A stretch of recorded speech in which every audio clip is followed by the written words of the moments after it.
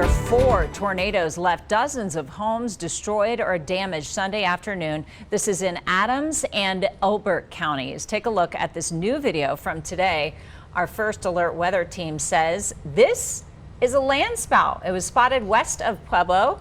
Thanks to Devin Pierce for sending this video into our newsroom this afternoon. Good evening, and thanks so much for joining us for News 5 at 6. I'm Diane Derby, along with meteorologist Alex O'Brien. That landspout, though, is different, Alex, from the tornadoes we saw yesterday. Right. How so? Well, they're both tornadoes, but they vary in their origin and the environment. So look at this graphic here. So the common type of tornado spawns from a rotating supercell thunderstorm. A landspout originates from circulation at the surface that's pulled up by a non-rotating, non-severe thunderstorm. So landspouts can create damage, but they're usually weaker than a classic tornado because they lack that organization and strength that comes with the supercell thunderstorm that it's parent to. That is its parent. So today, I'm happy to say that the showers that we're seeing are non-severe and they are expected to just be those general run-of-the-mill thunderstorms.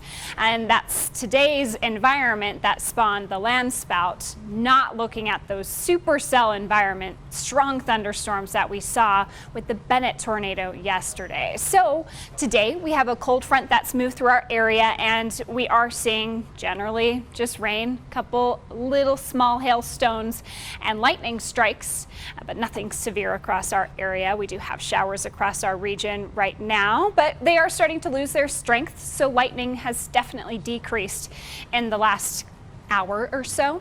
Showers are still possible here in the Springs and Pueblo, I would say for another hour, maybe 2.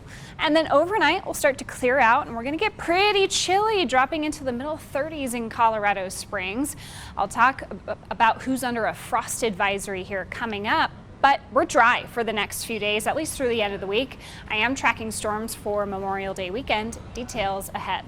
Alex, thank you. Here's a closer look at where yesterday's tornadoes touched down. They were all east of Denver. 2 were in Bennett, 1 in Manila Village, which is just west of Bennett, and 1 just east of Aurora Reservoir. Thankfully, there are no reports of any injuries or deaths in the state.